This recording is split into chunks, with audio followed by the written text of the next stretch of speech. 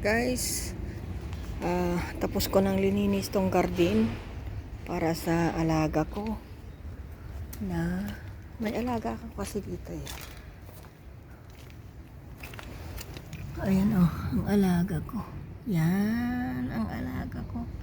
Dalawa yan noon pero namatay yung isa sa lamig. Hindi ko na ipasok sa loob. Yan, marami kami rin mangga. Kaya lang konti lang ang bunga. Yan guys. Pero doon sa may harapan namin, ang dami ng bunga. Yan. Ininis ko yan. Yan. Yan. Tapos ito ayaw nung matanda. Kaya lang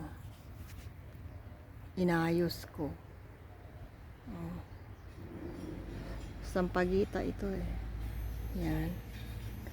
Yan. Nalilinisin ko na lang yun.